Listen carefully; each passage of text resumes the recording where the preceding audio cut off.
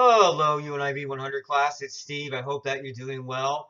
This week, we're going to focus on registration matters, particularly registration roulette. And what we mean by registration roulette are that there are a number of rules involved with registering for classes that we want to communicate to you today, kind of walk you through those rules and policies so that it will prevent future headaches for you as you go on in your undergraduate career at the University of Maryland. So please bear with me during this session. And at the end, I'll be directing you to two resources that you're going to complete to demonstrate that you've acquired knowledge of these rules and that you're able to apply these rules to specific student situations. So here we go.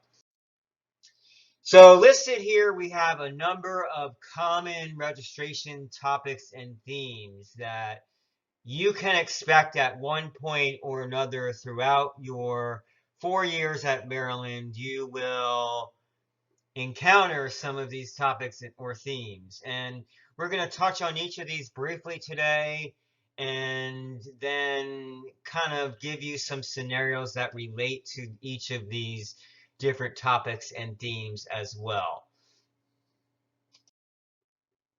First thing I want to mention is that the University of Maryland has a wonderful registration guide that's roughly, I think, 30 pages.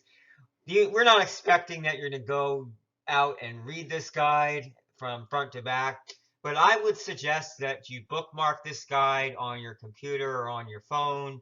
We have the link there for you to do that. There is a wealth of information in the registration guide. If you have a question about anything related to course registration, you can venture to guess it's probably going to be answered in this guide. So this is a resource that I also recommend you use as you're completing the two activities or learning events that are directed to our registration roulette session today. So first thing we want to talk about it briefly is prerequisites. So prerequisites, basically how you can look at a prerequisite is that it's the university telling you, the student, that you need to have a certain degree of knowledge or content knowledge before you can actually enroll in or register for a specific class. Prerequisites are in place to really benefit you, the student. We're setting you up for success by having you take a prerequisite. Could you imagine, for example, with math, if some of you might be bringing in calculus AP credit, but if you didn't have a background in calculus and you just jumped right into calculus without having taken pre-cal, probably not a smart idea. So prerequisites are really in place to make sure that the level of learning is there for you to then be successful in that future course and such. Most courses that have prereqs will, a lot of, as you go up the chain and you start taking those upper level courses, the 304 level courses, that's really what makes those courses 300 or 400 level, that they have typically more prereqs than, say, a 100 level survey course and such. So university does enforce prerequisites with students. So if you are able to register for a course and you don't have the prerequisite, you can expect that you will be administratively removed from that course. Again, the university is not trying to make life difficult for you by creating these prereqs, but rather that we want to make sure that you will be successful in that later course that you're planning to take. There's also something called CoRecs or co-requisites. And a co-requisite is exactly what it sounds. It's where you're taking two courses concurrently during the same semester. So common co-rec courses would be science labs, where you're asked to take the lecture and the lab the same semester because they have very interwoven content and material. So a co-rec, you'll see on Testudo, when you're looking at the Testudo course schedule, you'll be able to see on there at the course description, it will say co-rec B-Side 171. So B-Side 171 is the Principles of Cellular Molecular Biology 1 lab, and then 170 is the lecture. So it's very imperative that students try to take those CoRecs during the same semester.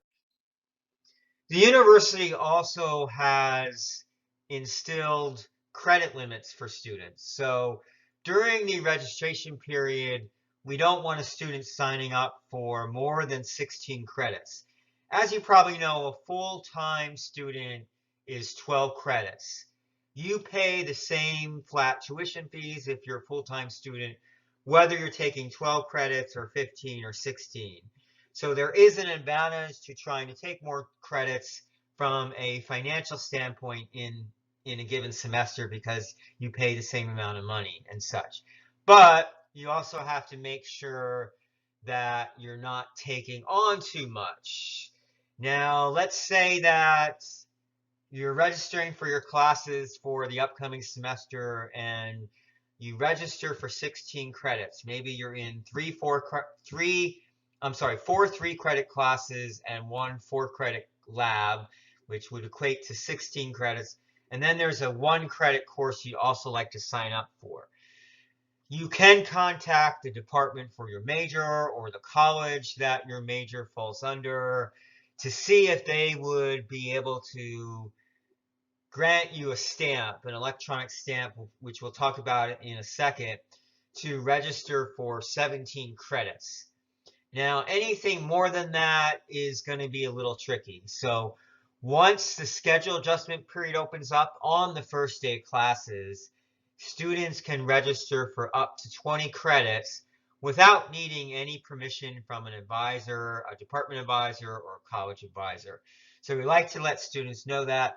I'm not a big fan of students taking 20 credits, to be honest, because more than likely, even if you're at home watching this, you might have some other obligations that you must attend to beyond your classroom coursework. So it is important to really take a realistic assessment of the credit load that is manageable for you, that will, yes, challenge you in certain ways, but is also manageable and a plan for success.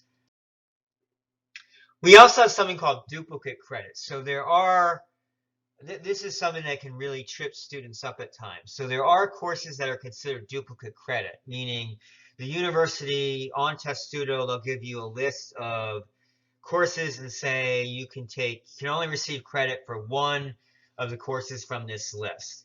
And this is something that Testudo doesn't necessarily catch. The registration system doesn't always catch this. So you as a student have to be in the driver's seat with duplicate credit. So in other words, when you're registering and you're looking at those classes on Testudo, it will have a line like you see here, credit only granted for one of the following. And this is an example of our Psych Statistics course, Psych 200. So if a student, say, already had business statistics, which is BMGT 230, they don't also then want to take Psych 200, which is the behavioral statistics course, because they are considered duplicate credit. And if a student takes 2 courses that fall in that, 2 different courses within that duplicate credit range, they only can get credit for 1. So then the student's essentially losing credit, and they're not very happy about that. So keep that in mind when you're looking at Testudo and you're planning your course schedule, you're planning what courses you're going to register for. Make sure that you're not taking duplicate credit. Another area where duplicate credit tends to come into play is with math courses. It's not terribly common that I'll see a student take, say, like elementary calculus and then also take calculus 1. A lot of students don't even want to take 1 calculus course, let alone 2. But sometimes we'll see that. So you want to, again, be looking on Testudo when you see that statement, credit only granted for, and one of the following. That means that that's a list of duplicate credit courses. We want to make sure that you're not chasing your tail, as you see in the dog in the picture here, that we're keeping you more moving forward with your degree. We want to see you persist. We want to retain you. We want to see you graduate. With that in mind, we have a repeat policy that states basically that you can only repeat a course once. And the reason for that, again, is we don't want a student to, particularly if you're applying to maybe an LEP major that has gateway requirements, or a competitive admission major like business or engineering and such that has specific prerequisites you have to take. We don't want a student to continuously attempt a course 5, 6, 7, 8 times and such. That actually isn't a good use of time or financial resources. So keep in mind that you can repeat a course only once. There are, of course, exceptions to most of the policies I'm talking about today that you can talk to your college about, seeing about getting an exception. An example might be for the major that I'm in, psychology, that if a student has had 2 attempts at, say, the calculus, and now they want a 3rd attempt at that, they could discuss with us any extenuating circumstances that might have impacted their performance in the course, and maybe what's their new plan for now being successful in that course the 3rd time. We also like to point out to students that we have a cap on the number of repeatable credits, and that's 18. So you can repeat up to 18 credits or 6 classes. But again, we want you moving forward and such. So you should always work towards your strengths. We talked about this a little bit in the art of course selection. You want a schedule that really works towards your strengths. So if a student is consistently not performing in, say, anatomy and physiology course, and they keep taking anatomy and physiology 4 or 5, 6 times, again, it's just not a good use of time or resources in that regard. So if you're at home right now watching this virtually and such, you might be thinking to yourself, maybe I want to take a class at my local community college over winter break or during the summer term and such. So there's a process called permission to enroll. Basically, anytime you're a University of Maryland student and you want to now take a course outside of the University of Maryland College Park, you have to get permission to do so. And again, this isn't to make your life really difficult. It's to protect you, the student. We want to make sure that whatever course you're planning to take back home or wherever is actually going to transfer back into the University of Maryland and going to count towards your degree and such. So there is a process. I provided a link here for that. You can just Google PTE, permission to enroll, UMD. Each college does this a little bit differently, I believe. I know for my college, BSOS, Behavioral Social Sciences, the process is entirely online and it's all electronic. So your first step with permission to enroll is to identify a course at another institution. So what course do you want to take somewhere else? There's something called transfercredit.umd.edu. So write that down, transfercredit.umd.edu. And that's where you can bring up a database of all of the colleges and universities in the United States, actually in the world, that we receive credits from, and find the college where you're looking to take a course and see what's already approved as acceptable. If, say, when you look at that list, you don't find the course on there you're looking for, you can get a syllabi from, say, your institution back home, and we'll provide that to the department that offers the course here at Maryland to review the syllabus to see if the course can actually transfer in.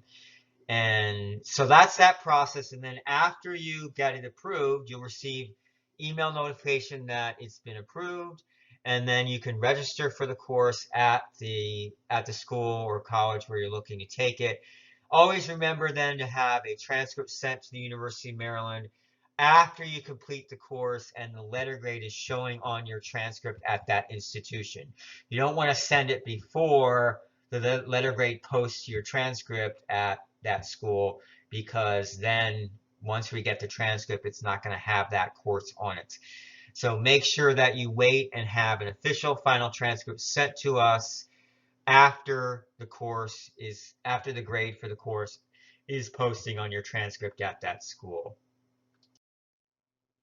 The university also has to protect freshmen and sophomore students in terms of making sure that there are enough classes for first year and second year students to enroll in. What happens with registration is students with higher cumulative credits earned register first. So if I'm a rising senior, I'm going to register before a rising sophomore and such. That means that I'm going to have access to all these classes before you as a second semester freshman or a rising sophomore. And is that fair to you that I can just sign up for all these, 100, 200 level courses and such? No, it isn't really fair to you. So what the university does to try to be a little bit more equitable is we hold seats back for entering freshmen and sophomores, or entering transfer students as well. Students with fewer than 60 credits. So there are a lot of general education courses out there that are what we call time release courses, meaning that as we get deeper into the registration cycle, it'll get to a point where it will lock. So any student with over 60 credits will not be able to sign up for specific courses that are designated as Gen Ed requirements. And that's an advantage to you as a up and coming second semester student and rising sophomore, that means that they will typically be open seats in a lot of these general education requirements that you want to try to be taking your first 2 years at the University of Maryland. So there's more information about the time release and how that all works if you want some really fascinating reading and such at that link that you see there. But keep in mind that as let's flash ahead, maybe flash forward 3 years and you're a senior, you could be on the other end of this where you're trying to sign up for a time release class and Testudo isn't allowing you to because you have too many credits. So you just want to keep that in mind as you think about planning your schedules for your upcoming semesters. We offer, of course, winter and summer terms at the University of Maryland. So these are opportunities for students to really forge ahead or catch up if they feel they need to from a credit standpoint. But because these are accelerated learning format sessions, meaning, for example, winter term is only 3 weeks, summer terms are typically 5-week sessions, they're not your typical 15-week semester. So we've imposed limits on the number of credits that the maximum number of credits that a student can register for during these special terms. For example, for winter term, you can register for up to 3 credits, 1 course. For summer term, you can register for up to 8 credits in a session, in a 5-week session. No more than that, really, because again, because it's an accelerated learning format, it's as if there's 3 weeks of course content and material condensed into 1 week. So it's the same amount of content as in a regular semester condensed into 5 weeks. I should say that I believe I stand corrected here with the winter term. You can take, I believe, up to 4 credits during winter term.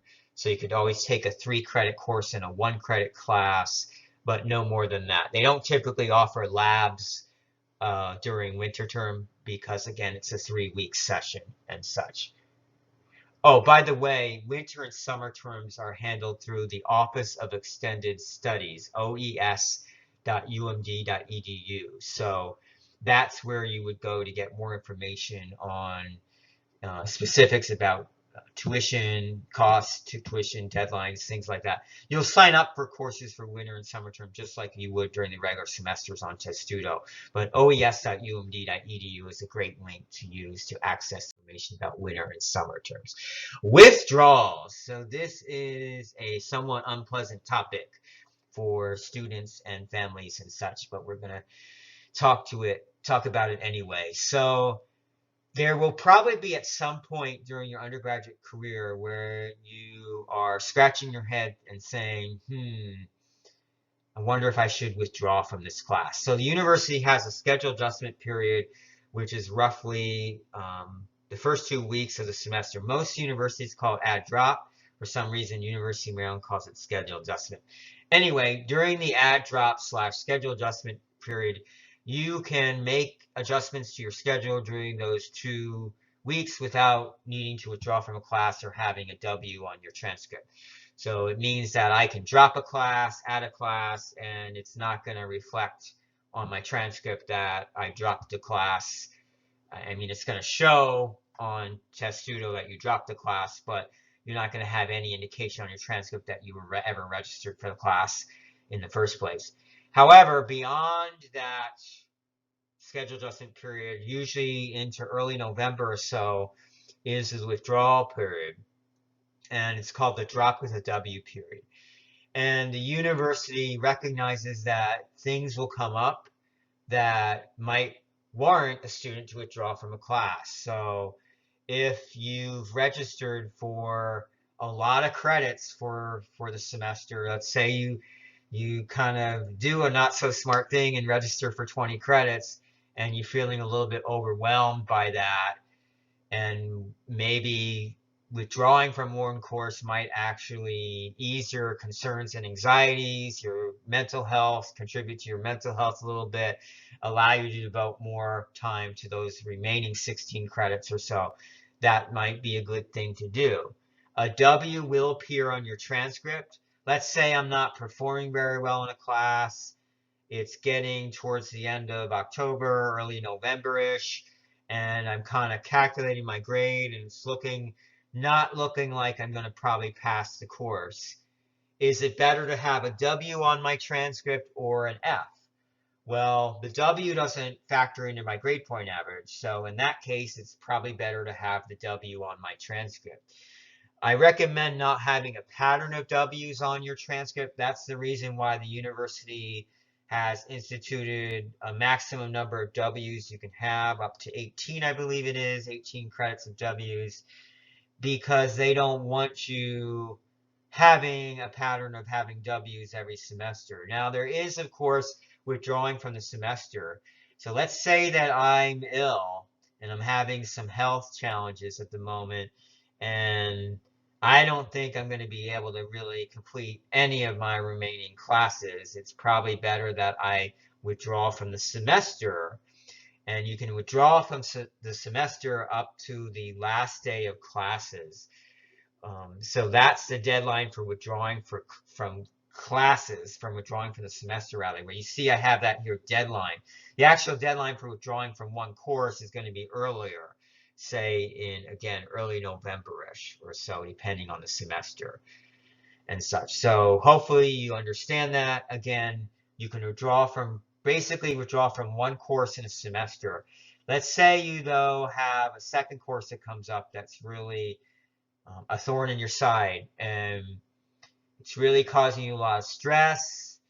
You can talk to your college, your department for your major, and your college that your major falls under, to see if they would grant you an exception to withdraw from a second course.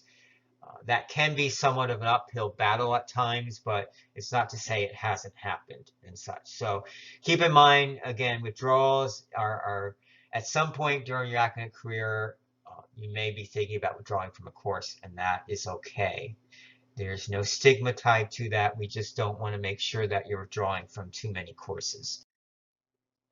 There is something that I wanted to make you aware of, a concept or policy called freshman forgiveness. And it kind of goes back to our discussion about withdrawals and such, that, it's quite an adjustment coming from high school to college. You have to study differently, use different study and learning strategies. The content level is more in depth for your courses. There's a lot more reading for your classes. There are fewer exams probably, which you might think is a really great thing, but the reality is it's not, because it means there's going to be a lot more content on each of your exams. Learning how to write research papers, all of that fun stuff brings its academic challenges to the college landscape. So with that in mind, we have something called freshman forgiveness at the University of Maryland, which basically states that if I'm a first-year student and I take a class my first semester and I tank it, basically I get a D in the class and such, and That's really the only course that's kind of sticking out on my transcript from my first 2 semesters. It's really kind of tanked my GPA somewhat. I can retake that course at any point during my undergraduate career at the University of Maryland. And if I earn a higher letter grade in that course the second time around, only that higher letter grade then is going to be included in my cumulative GPA. Only that higher letter grade is going to be factored into my cumulative GPA. Now, for some folks, this might actually happen because you could end up taking a course that's an LEP gateway or a prerequisite for getting in, like the School of Business or engineering or what have you, that you actually would have to repeat it maybe a second time because you didn't earn the minimum letter grade you needed in the course that first time. And that's okay, and such, but keep in mind what we discussed earlier about that you can only repeat a course once, and such. So that second time around, it's kind of like a free pass is how I look at freshman forgiveness. That second time around, you want to make sure that you are successful in that course and develop some new strategies or approaches to completing the course that you perhaps didn't implement that first time around. In other words, what are you going to do differently that second time around that's going to help you now be successful in the course? Keep in mind that a lot of students are under the impression that if I repeat a class that second time, oh, it's going to completely wipe that first grade off my transcript. No. You can look at your transcript as a track record of the the courses that you've taken and the grades you earned in those courses. It follows you from semester to semester and such. So even though what I'm saying to you now with freshman forgiveness is true, that yes, only that higher grade is going to factor into your cumulative GPA, it does still mean that both letter grades will be on permanently remain on your transcript, if that makes sense. Freshman forgiveness, again, is I think a really helpful policy for new students. For freshmen, you get 2 semesters of it, up to 24 credits and such. For transfer students, you get 1 semester of freshman forgiveness.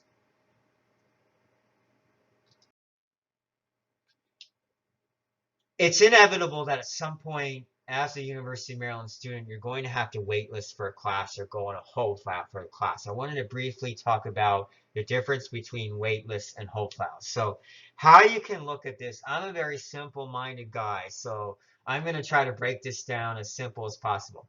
So waitlist is basically for a class that is, say, open to all students.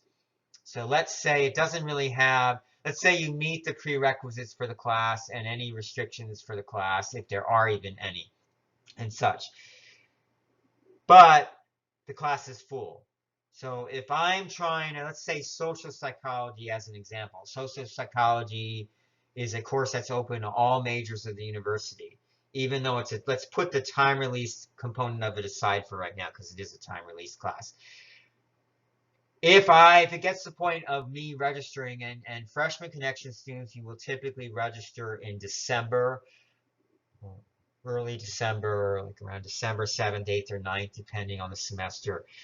And it gets to December, and let's say that course is full and such. Well, you can go on the wait list for, there's only going to really be a wait list for that class because it's open to all students, if that makes sense. Hold files would be, let's say that you're not a psychology major and you're trying to sign up for Psych 200, which is our behavioral statistics class. Well, Psych 200 is only open to psychology majors.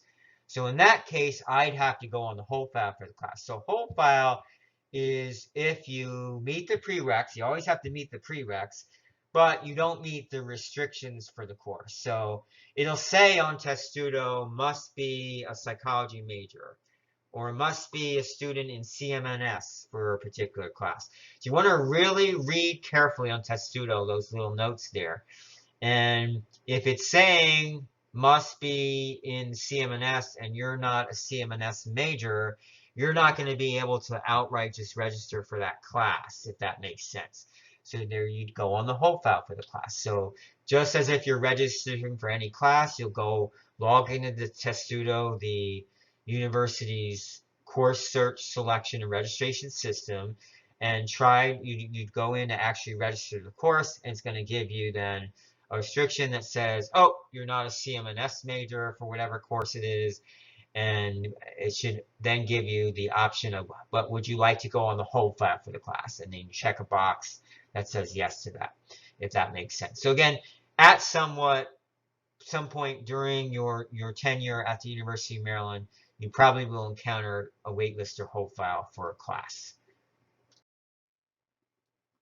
There are, as you know, you have to take a minimum of 40 credits in Gen Ed requirements to earn your bachelor's degree at the University of Maryland. Your bachelor's degree has to be a minimum of 120 credits.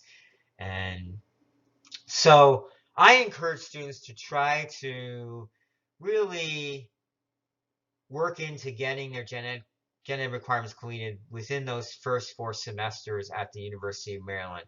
Why? It's because of this policy. So if I'm a senior and I'm trying to register for 2 courses that I'm not trying to maybe even take them as Gen Eds, for example, could come up is like microbiology. Believe it or not, it fulfills a Gen Ed requirement. I believe it fulfills a scholarship in practice. So I could be trying to sign up for microbiology and say a philosophy class, which would more than likely also be a humanities Gen Ed. The system's going to say, the student's going to say, you're a senior, you can't sign up for more than 1 course that's fulfilling a Gen Ed requirement. So in that case, I'm going to need to get an electronic stamp that we'll talk about in a second to be granted an exception to sign up for more than 1 Gen Ed course as a senior. So again, a reason for, if any of you are letters and sciences, I feel sometimes that's looked down upon, which I certainly don't, because I was an exploratory student myself in college as a freshman. This is one case where it's really great to be a letters and science student, because you can be really kind of aggressively enrolling in or tackling those Gen Ed requirements and trying to make sure you get the bulk of them finished by the time you become a junior status, which would be 61 credits, between 61 and 89 credits earned at the university. And then, as I just mentioned, we have something called electronic stamps. And electronic stamps is where, if you have a situation like that come up where you're a senior and the system isn't going to necessarily think like a human being, testudo, and such. So you may want to see your college then about getting what's called a stamp or approval or permission to register for more than 1 Gen Ed requirement course, if that makes sense. So electronic stamps are, this isn't a liberal process where the university gives out all these exceptions and electronic stamps to students. It's for situations where it might warrant it. Another reason for an electronic stamp might be, say you're looking to do research for credit, or be a teaching assistant for credit, or do an internship for credit. Most departments will require electronic stamp for that, because you have to first secure an internship, or you have to first secure a research assistant experience. So the department needs to first know that you've done that and such. And then after that's approved, your internship's approved, that's when they can grant you the electronic stamp to register for the internship class, if that makes sense. You're going to see on Testudo, when you're registering for classes, you're going to see that some of the larger enrolled classes will also have what's called a discussion. So it might say lecture and discussion. So an example of this would be, I'm going to use Psych 200 again, which is, again, our quantitative methods class or behavioral statistics course. That can have, I think, enrollment of 135 students in the class. Can you imagine trying to ask questions in a lecture of 135 students? It might be pretty challenging to do that. So larger enrollment courses will tend to have what's called a discussion section. And that discussion section is going to be maybe 20, 25 students. And if we were under normal circumstances, it would meet 1 week online, the other week in the classroom and such. More than likely, it's probably meeting all virtually for you right now and such. But again, it's an opportunity for you to review content of the course, for you to ask questions, about specific course content. It's an opportunity to do a test refresher or review a refresher before an exam, kind of a tutorial for an upcoming exam, things like that. So we do highly recommend that students participate in the discussion sections for those courses. Again, the lecture and the discussion are all one course. So when you register, you're going to find that for these courses that have discussions that you're registering just for one course and such, but you're going to see discussion and it might say online next to it, meaning it's really hybrid. That's part online, part classroom. But again, depending on the circumstances for fall, right now you're probably going to be all virtual for your discussion sections. Believe it or not, there is something called academic trespassing that the university has. And what this means is that sometimes students will get a little tricky and try to sign up for classes that are at the same time. Well, typically Testudo will not allow you to do that. It's not going to allow a student to sign up for, even in the virtual world, it's not going to allow you to sign up for, say, a class that has even a 20 or 15-minute overlap between the two courses. So what has happened on occasion is a student might start going to both classes. And if you're ever attending or participating in a course that you are not officially registered for through the university, that is considered academic trespassing, which means, again, you can be administratively dropped or removed from the course.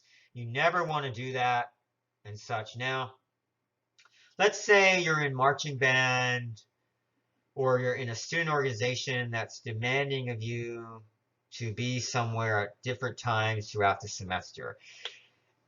Marching band's a really good example of this because in those instances, a student can get, if they get approval from both of the course instructors in writing that says it's okay for John Doe or Mary Smith to be enrolled in miss 15 minutes of my class to attend this other class, then you, once you get that in writing from both instructors, you can take that or provide that then to the registrar's office to have them do an override to allow you to still sign up for both of those classes. Again, that's an exception. Marching band, I've had students in Freshman Connection in marching band in the past, and that is a really good example of where that might warrant a student being able to register for two courses that slightly overlap in times and such. Finally, we're going to touch briefly on FERPA. FERPA is the Family Educational Rights and Privacy Act. This is basically protecting your academic and educational records. So the moment at which you register for classes, FERPA goes into effect. So it's not at the point that you are admitted to the university or the point that you apply to the University of Maryland. It's at the point at which you register. Now you're an officially enrolled student at the University of Maryland at that point. So the Family Educational Rights and Privacy Act is basically saying that I, as an instructor and advisor, cannot discuss your academic records, anything related to your academic records. And what do we mean by academic records? We mean your transcript, we mean the classes that you're taking, we mean are you attending class, are you participating in class, what grade did you earn in class XYZ last semester. I cannot discuss any of that with a third party unless you give me specific permission to do so. And there's something called the Buckley waiver. And if you fill out that Buckley waiver, there's more information about FERPA at this link that you see here. You fill out that Buckley waiver and you indicate that I give permission for my mother, blah, blah, blah, and her name, or I give permission for advisor Steve or instructor Steve to discuss my grades, my academic records pertaining to UNIV 100 with my mother, and you put her name there and such, and you sign it and date it and such. then yes, I could discuss that information with your family, with your mom. But it's we're very careful with this policy because there should never be violations of FERPA. Again, it's to protect you, the student. You're an adult now. Most of you are probably 18 or 19 years old and such as first year students and such. So you are technically an adult by the legal definition of such. So if you do want your parents to be able to discuss your if you do want an advisor to be able to discuss your academic records with your parents, your family, your guardians and such, you can go on Testudo and update your privacy and such on Testudo. So you can go on there and update it if you like. I also in the psychology department, I will actually have a student sign a form either electronically or if we're in person, they sign it in person. That's allowing me to discuss anything related to their academic records with that family member and such. So where do you go from here? So the next steps would be there are 2 learning activities or events that we're going to have you complete right now to demonstrate your knowledge of what we just went over and then your ability to apply the knowledge that we just went over.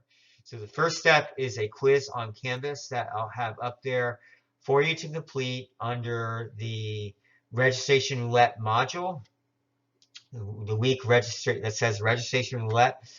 And then after you complete the quiz, you're going to be then triggered to complete a Qualtrics application event where we're going to provide you a variety of different scenarios related to the items we discussed today so that I can know that you understand how to apply these concepts that we actually went over today. I hope this was helpful to you. I know this is a lot of dry material. This content is very dry and such, but I think later on in your undergraduate career at Maryland, you're going to hopefully find that this information was helpful. It might not make a whole lot of sense right now as a first semester student, but it's important for you to understand what the registration rules and policies are. I want you to be in the driver's seat when it comes to registering. So it's not that you can't ask an advisor about a lot of the topics that we covered today, but it's important that you take ownership over all of the policies related to registration. And some of the policies that we actually talked about today aren't really thrown out there to you, the student. They're not going to be easily accessible.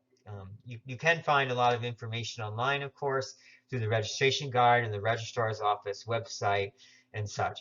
But I tried to break it down a little bit further for you, a little bit more simpler. Some of the more important registration matters that you probably will encounter at some point during your time as a University of Maryland student. So again, hope you found this information to be very helpful. Go ahead now and attack that quiz and such, and then do the application learning event as well. I thank you so much for your time and have a great day and great evening.